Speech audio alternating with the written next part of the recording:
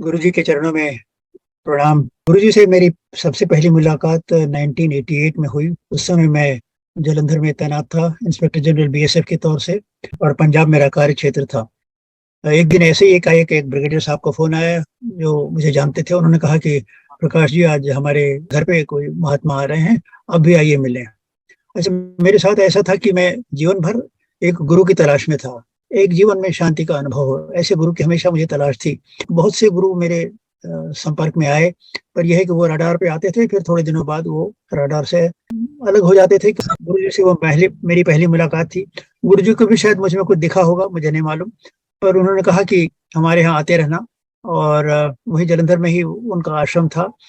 तो अपनी तैनाती के दौरान वहां मैं 4 साल तैनात रहा। जब भी हम लोगों को मौका मिलता था, हम और हमारी पत्नी गुरुजी के निवास पे जाते थे, उनके साथ बैठते थे। उन दिनों अभी गुरुजी की फॉलोइंग कम थी, और कोई समय नहीं था, समय का बंधन नहीं था। आप किसी भी समय उनके घर जा सकते हैं, उनसे बातें कर सकते हैं, उनका आशीर्वाद ले सकते हैं। गुरुजी मिलते थे।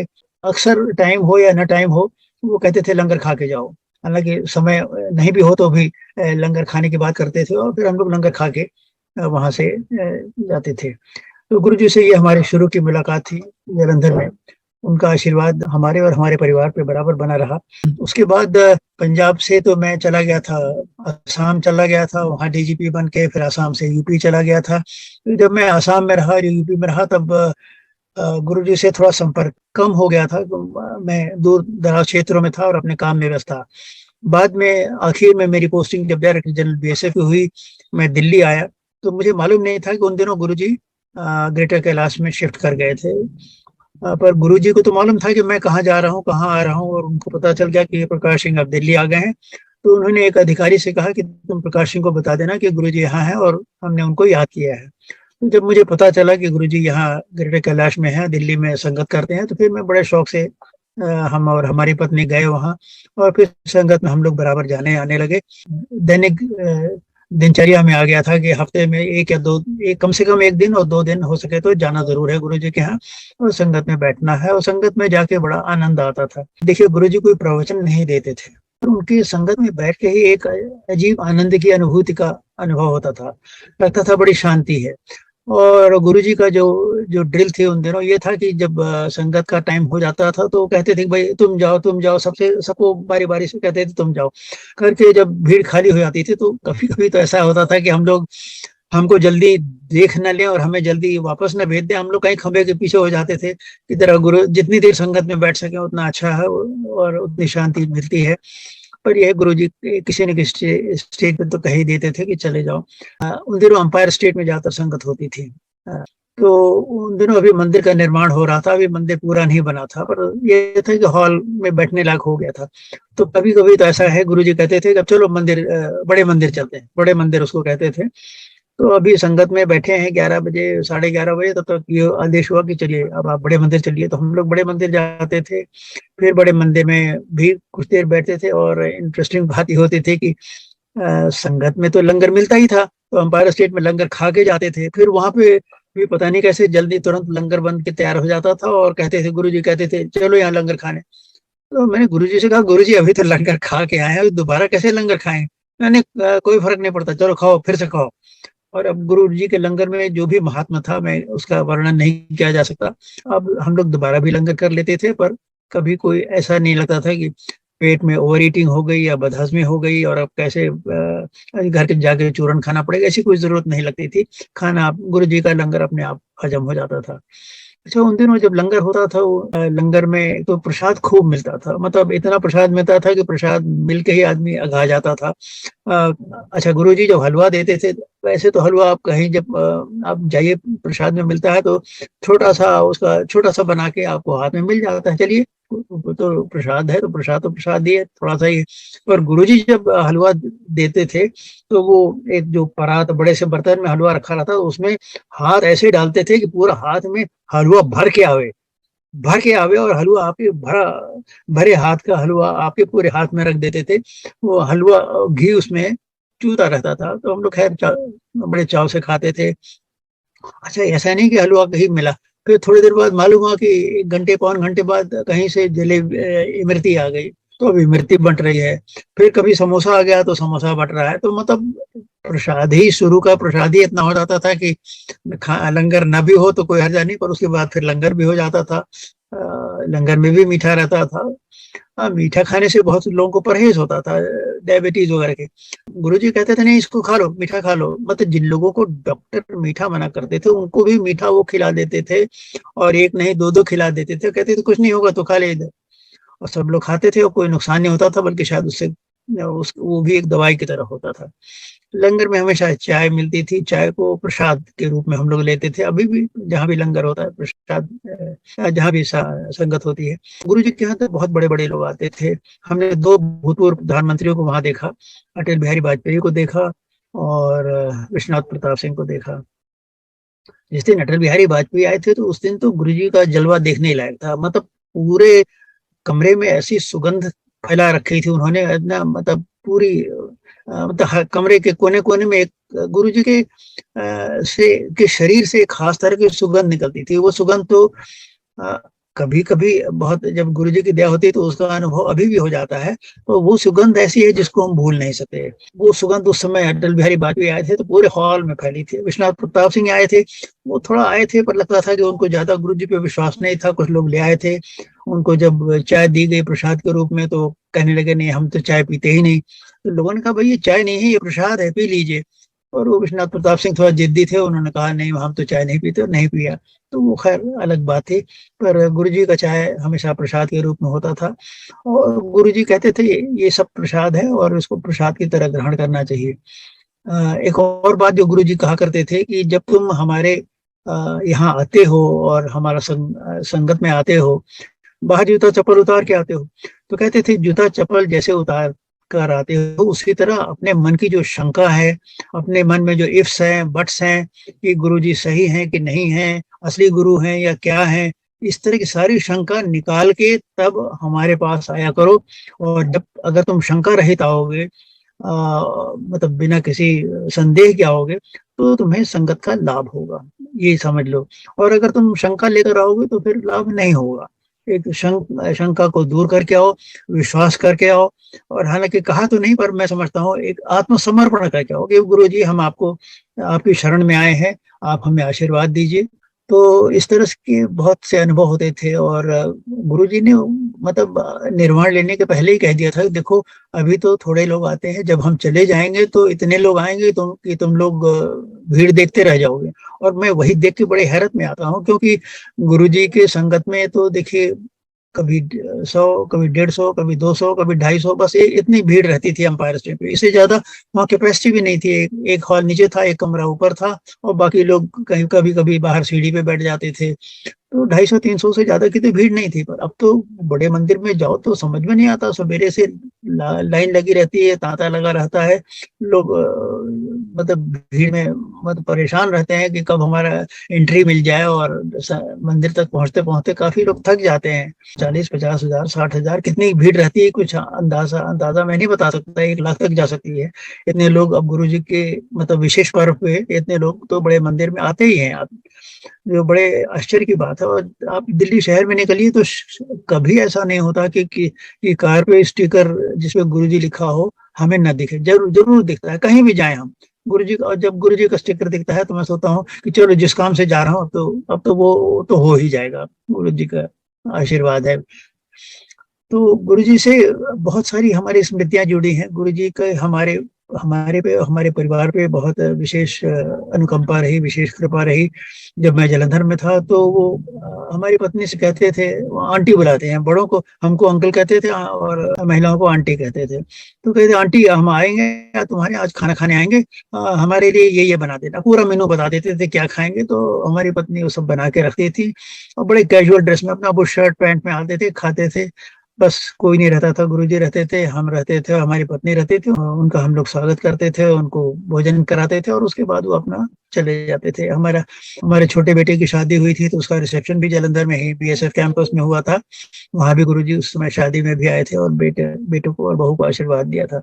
बेटी को, बहू को बहुत मानते थे, उसके साथ अक्सर मजाक भी करते थे। हमें याद है एक बार वो एम्पायर स्टेट में गई थी, उसका जन्मदिन था।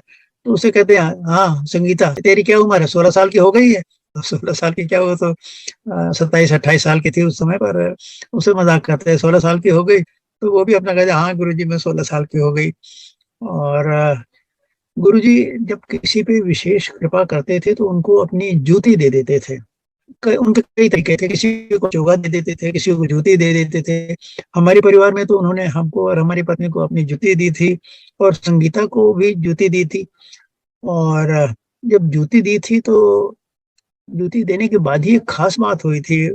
अमेरिका में जब वो हमारी बहुरानी चली गई, हमारे छोटा बेटा और बहुरानी और उसके बच्चे सब अमेरिका में रहते थे, तो जूती देने के बाद में मतलब हमें समझ में आया कि जूती क्यों उन्होंने दिया है। अमेरिका जब ये वापस गए जूती लेके, तो उसके कुछ ही हफ्ते बाद बहुरानी कार बड़े रैश चलाती थी। बेटा तो ठीक चलाता था संजीदे तरीके से, पर बहुरानी अपना तरह तेजी में रहती थी। अब तेजी में रहने में एक जगह एक दिन अमेरिका में उनकी कार का दुर्घटना हो गई। दुर्घटना में उनकी भी गलती थी, दूसरे की भी गलती थी, दोनों की पार्टी की शायद गलती थी। चौराहे पे दोनों भिड़ गए। और हालांकि ये एसयूवी थी, काफी भारी थी, और भारी एसयूवी थी, पर एसयूवी को इतनी जोर से टक्कर लगी कि वो सड़क पे के ऊपर से उछालती हुई बगल के नाले में गिर गई। और कार तो चकनाचूर खत्म हो गई। तो कार को तो एकदम कंडेम करना पड़ा। जिस कार में को इतना नुकसान हुआ हो और इतनी क्षति हुई हो कि कार को कंडेम करना पड़ा, उस कार में हमारी बहुरानी और हमारे दोनों पोते, जो अभी बच्चे थे, दोनों साबुत कार से निकल आए। किसी के बदन में खरोंच भी नहीं थी। और ये हुआ कि देखो, ये गुरुजी ने जूती इसीलिए दिया था कि तुम्हारे ऊपर कुछ संकट आने वाला है, ये मेरा आशीर्वाद तुम्हारे साथ जा रहा और तुम्हारी रक्षा करेगा। तो इस तरह की बहुत सारी घटनाएं हैं। अब हमारे द्वारा फिर हमारे परिवार के बहुत से लोग इस संगत से जुड़ते चले गए। एक बार हम लोगों ने, हमारी और हमारी पत्नी ने बैठ के हिसाब लगाया कि कौन कौन लोग जुड़ गए हैं। तो हमने हिसाब लगाया, करीब 44 आदमी, 44 person of our family had become followers of Guruji. और गुरुजी भी कमाल के थे। वो जिन लोगों से कभी नहीं मिले थे हमारे परिवार में, उनके बारे में, उनका भेद और उनके सीक्रेट हमसे बताते रहते थे। अब जैसे एक बार हमारे पत्नी से वो कहते हैं, हमारे बड़ी बहू रानी के मदर के बारे में, जो पटना में रहती हैं, कि वो वहां रहती है पटना में, उसके पास बहुत सोना बहुत है, उसे मांग ले। तो हमारी पत्नी कहती है, गुरुजी हम क्यों मांगे, वो तो शादी में जो मिलना था वो मिल गया, बस बात खत्म हुई। नहीं नहीं, उसके पास सोना बहुत है। अच्छा खैर, उसके बाद वो हमारे बेटे की सास मर गई। तो एक बार हमारी पत्नी ने कहा कि गुरुजी आप उनको याद करते थे ना, पटना में थी वो, उनका देहांत हो गया। वो मैंने पता है, मतलब मुझे मालूम है क्या है, तुम मुझे बता क्या रही हो। मैंने सब पता रहता था, कौन आया है कौन गया है। जिसके यहाँ नहीं गए हैं, जिसे नहीं मिले हैं, उसको भी वो उसकी गतिविधियों के बारे में, उसके चाल चलन के बारे में, उसके आचरण के बारे में सब कुछ बता देते थे। हाँ, एक विशेष चीज जो बताते थे, उनके पास जो लोग जाते थे अंपायर स्टेट में संगत करने, और संगत करने में पहले लोग उनके चरण छू के, फिर उसके बाद जहाँ बैठने को कहते थे वहां बैठ जाते थे। तो जो ऐसे दंपति आते थे, ऐसे कपल आते थे जिनकी लव मैरिज हुई हो, उनको गुरुजी तुरंत पैर छूते ही कहते, अच्छा ये लव मैरिज वाला है। मतलब पहली बार आए हैं गुरुजी, उनको पहली बार देख रहे हैं, वो कह देते थे लव मैरिज वाला है। तो वो लोग बड़े झेपते थे कि गुरुजी को कैसे पता है कि हम लोग की लव मैरिज हुई है। तो वो ऐसे, जब गुरुजी के पास जो पहली बार भी जाता था, गुरुजी उसको पहली नजर में ही एक्सरे एक्सरे कर लेते थे, उसके चरित्र, उसका आचरण, उसकी बैकग्राउंड, उसका किस भाव से आया है, किस मतलब से आया है, क्या काम है, कोई लाया है क्या है और क्या करता है, सब सब उनको मालूम हो जाता था। और मतलब कुछ बताने की जरूरत नहीं पड़ती थी। वो एक तरह से उनमें ऐसा ऐसा एक्सरे विजन था कि आपके दिमाग के अंदर भी घुस जाते थे, आपके शरीर के सभी अंगों को देख लेते थे, कितना शुद्ध है कितना नहीं शुद्ध है, और उसी हिसाब से जैसा आदमी है उसको वैसा डील करते थे। इसी बात पे एक बार एक छोटा सा प्रकरण याद आ गया। नोएडा की एक चेयरमैन थी, एक लेडी चेयरमैन थी, नीरा यादव। वो काफी कुख्यात थी कि मतलब पैसा बहुत लेती हैं, और बाद में वो जेल भी चली गई थी। वो हालांकि नोएडा की चेयरमैन थी। तो एक बार उनके यहाँ गई, वो नीरा यादव उनके यहाँ गई मिलने, और उन्होंने प्रणाम किया, और उसके बाद मिठाई का डब्बा उनको एक समर्पित किया। तो गुरुजी तो जानते थे कि भाई ये आ गई है, ये कैसी औरत है। तो उसको कहते हैं क्या लाई है इसमें। उनका, गुरुजी आपके लिए मिठाई लाई हूँ। तो उनका अच्छा मिठाई लाई, मैं तो सोचा तो नोटा लाई होगी। मतलब इतना नोट कमाती है तो हमारे लिए नोटा लाई होगी। उनको जरूरत नहीं थी, पर ऐसे छेड़ने के लिए जानते थे कि ये नो पैसे बहुत लेते थे, तो मैं सोचा कि तुम मेरे लिए नोटा लाई होगी। तो जो आदमी जैसा रहता था उसको वो उसके मुंह पे बोल देते थे, बता देते थे, और जब देते थे कि हम तुम्हारा तुम्हारा सब रंग ढंग जानते हैं, तुम भले यहाँ हमारा आशीर्वाद देने आए हो। और हाँ, एक बात जरूर थी कि गुरुजी आशीर्वाद देने में कोई भेदभाव नहीं करते थे। मैंने देखा कि बेईमान से बेईमान आदमी, अच्छा यूपी के बहुत लोग जाते थे क्योंकि यूपी बगल में ही है, तो यूपी के बहुत सारे अधिकारी गुरुजी के यहाँ जाते थे, और चूंकि मैं यूपी का रहने वाला हूँ, यूपी का डीजी रह चुका हूँ, तो यूपी के सब अधिकारियों को तो जानता ही हूँ, और कौन अच्छे हैं कौन बेईमान है ये भी अच्छी तरह जानता हूँ।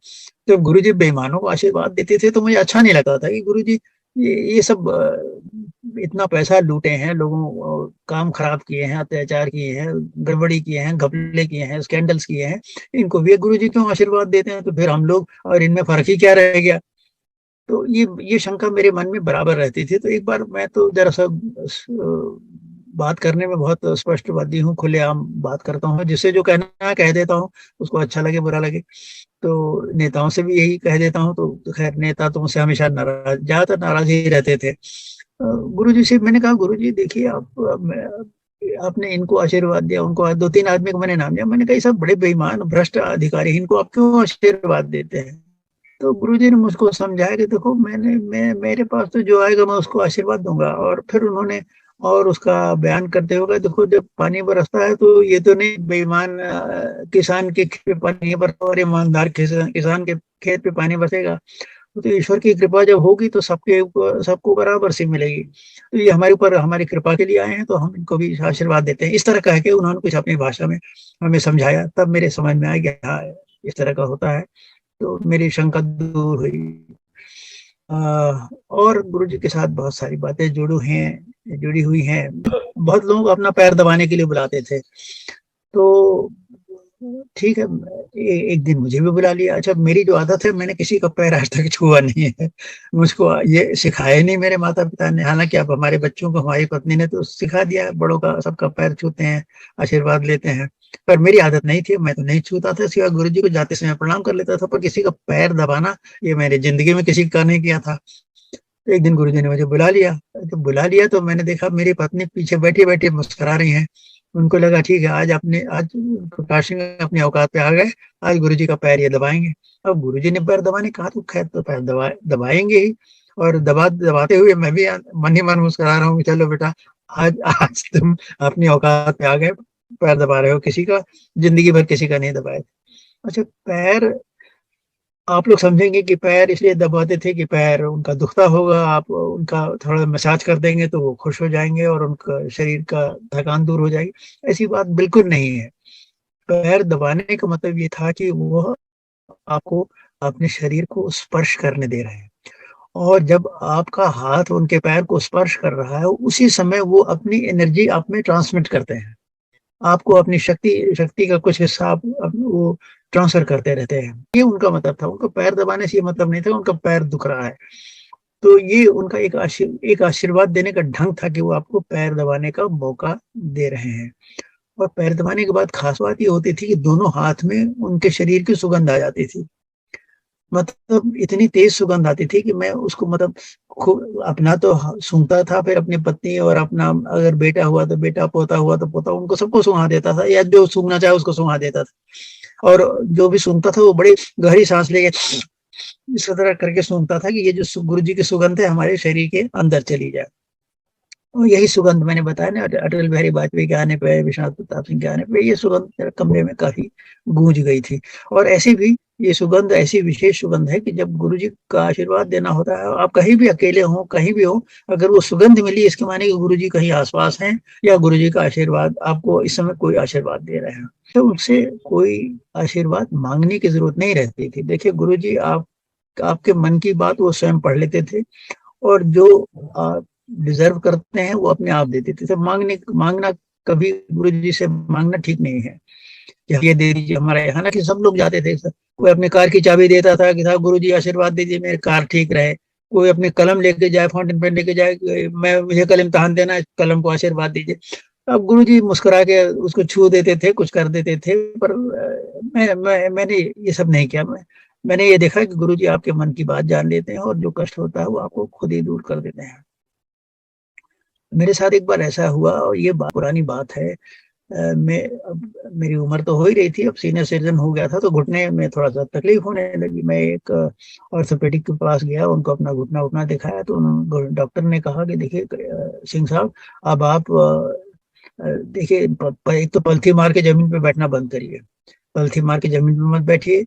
लेटरिन में आप ये वेस्टर्न कमोड इस्तेमाल करिए। आप इंडियन कमोड तो नहीं इस्तेमाल करते, मैं इंडियन वेस्टर्न दोनों इस्तेमाल करता था, तो उनका नहीं, अब तो मैं थोड़ा सा परेशानी मुझे ये हुई कि भाई गुरुजी के यहाँ तो संगत में मैं जमीन पे बैठता हूँ, और गुरु के सामने, ईश्वर के मंदिर में, कहीं भी गुरुद्वारे में हमेशा जमीन पे बैठना मैं पसंद करता हूँ।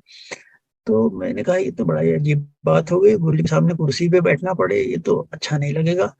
तो ये मैंने अपनी व्यथा गुरु जी को बताई। ये नहीं कि हमारा घुटना ठीक कर दिया, मैंने व्यथा बताई, गुरु जी देखिए ऐसा ऐसा हो गया है, तो मुझे कह रहे हैं कुर्सी पे बैठने को, मेरे समझ में नहीं आ रहा मैं क्या करूं। तो गुरु जी ने कुछ नहीं कहा, बस चुपचाप सुन लिया। और मैंने ये देखा कि मैं उस दिन तो जमीन में बैठा था, बाद में भी जमीन में बैठता रहा, और कोई तकलीफ नहीं मुझे नहीं हुई। मैंने कहा जब तकलीफ होगी तब देखा जाएगा।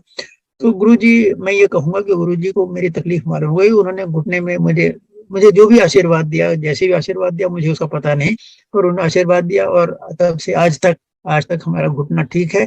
मैं जमीन पे बड़े आराम से बैठता हूँ, बड़े आराम से उठता हूँ, कोई दिक्कत नहीं है। गुरु जी ने अपना इलाज कर दिया कि नहीं नहीं, तुम जमीन पे बैठ के ही सब संगत करो और पाठ करो। तो ये घुटना मेरा जैसे ठीक हो गया, और डॉक्टर मतलब, और बहुत बड़े ऑर्थोपेडिक को मैंने दिखाया था, उन्होंने ये सब प्रिकॉशन देने कहा था। एक और घटना याद आती है, हम लोग मैंने बताया ना, संगत में गुरुजी अंपायर स्टेट में सबको बारी बारी से कहते थे तुम जाओ तुम जाओ तुम जाओ तुम जाओ, करते करते एक बार ऐसा हुआ था कि हम लोग आखिर में बस मुश्किल से 7-8 गुरुजी के भक्त बैठे थे, और बाकी सारी संगत चली गई थी। तो हम लोग आपस में, जब इतनी कम संख्या थी, तो हम लोग हॉल में खड़े होके एक गोलाई बना के कुछ बातें कर रहे थे। तब तक गुरु जी भी वहां आ गए, तो हम लोग की बातें सुनने लगे, तो उस बातों में शरीक हुए, और उसके थोड़ी देर बाद मुझसे गुरु जी कहते हैं, प्रकाश। तो मैं जरा चौंका चौंका इसलिए कि मेरा नाम कभी नहीं लेते थे, हमेशा अंकल कहते थे। उस दिन उनका प्रकाश। मैंने कहा जी गुरु जी। उनका अपना हाथ उठाओ, अपना हाथ दो हमें। तो उसी समय उन्होंने अपना हाथ ऊपर किया, 2 सेकंड के लिए ऊपर रहा, उसके बाद नीचे लाके मेरे हाथ में एक, मतलब बहुत बड़ा ओवर साइज लड्डू जो होता है, लड्डू एक रख दिया। वो लड्डू तो मैंने हाथ में ले लिया, उसे गुरुजी ने कहा ये तुम ले जाओ घर, और इसको तुम लोग खा लेना, और अपने परिवार के जो सदस्य हों खिला देना, और अपने बेटे को पंकज को खिला देना। पंकज उस समय यहीं दिल्ली में पोस्टेड थे, छोटा बेटा तो अमेरिका में था, पीयूष। तो अच्छा, उस लड्डू में से बड़ी तेज सुगंध निकल रही थी, वही गुरुजी वाली सुगंध निकल रही थी। तो मैंने खैर उस लड्डू को लपेट लिया एक रुमाल में, और उसको रख लिया कि अब घर जाएंगे। तो उस समय लौटते लौटते आधी रात हो गई थी। हमने कहा बेटे के घर कहाँ जाएंगे, हमने बेटे के घर के सामने से गुजर रहे थे, उठको प्लेस से। मैंने कहा देखो बेटे, तुम सड़क पे आ जाओ, हमें देर हो रही है, अब हम घर सीधे जाएंगे, तुमको प्रसाद देना है। तो वो आ गया, उसको हमने प्रसाद दे दिया। मैंने कहा बेटे ये तुम खा लेना, अपने पत्नी को अपने बच्चों को खिला देना। और फिर हम लोग इधर नोएडा चले आए, जहाँ हम लोग रहते हैं। अच्छा, उस लड्डू से बड़ी तेज सुगंध निकल रही थी, और वो सुगंध कमरे में फैल रही थी। अच्छा, मेरे हाथ में वो इतनी तेज सुगंध आ गई कि मैंने तौलिए से जब हाथ पोंछा तो तौलिए में सुगंध आ गई। जब मैं बिस्तरे पे लेटने गया तो तकिए कुछ हुआ तो तकिए में सुगंध आ गई। मतलब हर जगह वो इतनी स्ट्रांग फ्रेग्रेंस थी कि वो मतलब जा नहीं रही थी, मतलब हाथ में एकदम थी। क्योंकि अच्छा, फिर लड्डू को हमारी पत्नी ने बड़े संभाल के एक जार में रख दिया। अब उस लड्डू का किस्सा सुनिए। हमारी पत्नी ने कहा जब किसी खास काम से आप बाहर जाएंगे, किसी खास अभियान में जाएंगे, मैं बहुत लोगों से मेरे मतलब जनहित में मेरी लड़ाई चलती रहती है, पब्लिक इंटरेस्ट लिटिगेशन चलते रहते थे। रिटायरमेंट के बाद पुलिस रिफॉर्म का एक अलग पिटीशन था, तो जो सुप्रीम कोर्ट करने जा रहे हैं तब, या कहीं और भी किसी और विशेष काम से बाहर जा रहे हैं, तो लड्डू का थोड़ा सा टुकड़ा वो हमें खिला देती थी। और हमारे बच्चे आते थे उनको खिला देती थी, पोते पोतियों को खिला देती थी, वगैरह वगैरह। वो इस तरह से लड्डू का सबको वो प्रसाद के रूप में वो देती थी। इतना बड़ा लड्डू था कि खूब दिन चला। धीरे धीरे जब लड्डू कम होने लगा तो फिर हमारी पत्नी ने क्या कि उसकी मात्रा देने की कम करने लगी, फिर वो दाना गिन के देने लगी, तो 2 दाना खाइए, देखिए लड्डू खत्म हो जाएगा। आपको विश्वास नहीं होगा, वो लड्डू हमारे घर में करीब 5 साल तक रहा, और 5 साल तक उस लड्डू के दाने हम लोग खाते रहे। अब उसके बाद तो फिर अब कहाँ तक लड्डू भी कहाँ तक चलेगा, लड्डू खत्म हो गया। तो फिर लड्डू जब खत्म हो गया तो हमारी पत्नी क्या करती थी, वो जार के अंदर उंगली डाल के कुछ तो उसका जो कुछ बचा हुआ उसे उसी उसी को जरा सा उंगली में टच करा के जबान पे टच करा देती थी, जाइए अब ये आज यही प्रसाद है। तो मतलब ये सोचिए कि कौन सा लड्डू हिंदुस्तान में या दुनिया में कोई बना सकता है, मीठा लड्डू जो 5 साल तक चलता रहे, जिसमें कोई फंगस ना लगे, और जो 5 साल तक स्वाद देता रहे। मैं तो नहीं समझता कि कोई कोई बड़ा से बड़ा हलवाई, बड़ा से बड़ा हल्दीराम हो, कोई हो, ऐसा लड्डू बना सकते हैं। लड्डू थोड़े दिन चलता है, उसके बाद तो खराब होने लगता है, बहुत हुआ हफ्ते भर चल जाएगा, और से ज्यादा तो कोई नहीं लड्डू भी चलेगा। और हम लोग 5 साल तक उस लड्डू का स्वाद लेते रहे, गुरु जी का आशीर्वाद लेते रहे, और वो हमारे पास 5 साल तक रहा। मैंने एक दोस्त से इसका जिक्र किया, जो दोस्त बड़ा पूजा पाठ करने वाला था, कि भाई देखो ऐसा हम लड्डू हमें गुरु जी ने दिया था। तो दोस्त का ये कहना था, देखिए ये चीज ऐसी है जिसका प्रमाण तो कोई है नहीं, कोई सबूत दिया नहीं जा सकता। उसने कहा देखिए सर, ऐसा है, ये लड्डू आपको कहीं ऐसी जगह से आया है जहाँ देवताओं का यज्ञ हो रहा था, और वहां जो प्रसाद बना था वो लड्डू आपको मिला है, इसलिए ये लड्डू खराब नहीं हो रहा है, और ये लड्डू आप 5 साल तक इसको आप खाते रहे। अब ये देवताओं का यज्ञ वगैरह तो ऐसी बात है जो विश्वास की बात है, विश्वास करिए तो ठीक है, नहीं विश्वास करिए तो गलत है, ये अपने ऊपर है। पर ये उसका एक्सप्लेनेशन था जो मैं आपको आपसे शेयर कर रहा हूँ। आप इसको सही गलत माने गलत माने, ये आपकी आपकी इच्छा पे निर्भर करता है। तो ये गुरु जी का एक विशेष प्रसाद था जो उन्होंने हमें दिया था, और जो जिसको हम कभी भूल नहीं सकते, कि कोई प्रसाद 5 साल तक वही प्रसाद हम खाते रहे।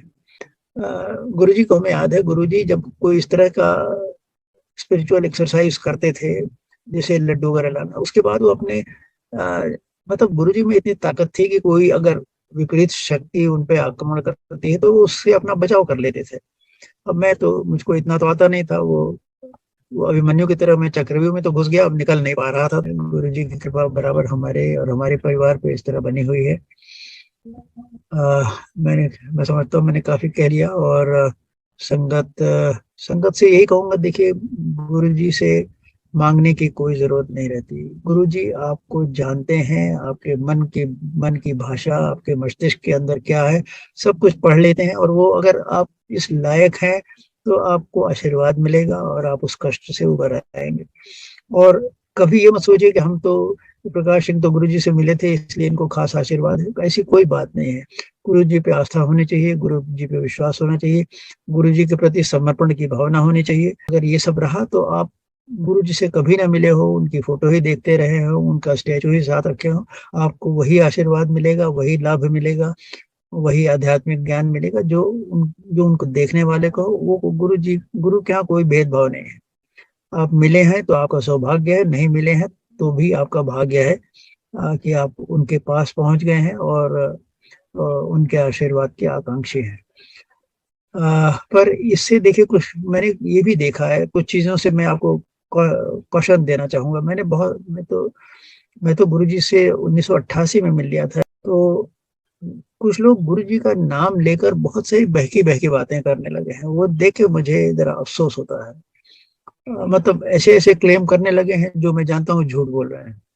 अब कुछ लोग कहते हैं, मतलब मुझे कल गुरुजी का सपना आया, और उसके 3 दिन पहले भी आया था। अरे भाई, सपना आता है गुरुजी का, और भक्तों को वो सपने में आके कुछ कह भी जाते हैं, दर्शन भी एक नहीं कहते हैं, कुछ दर्शन दे जाते हैं।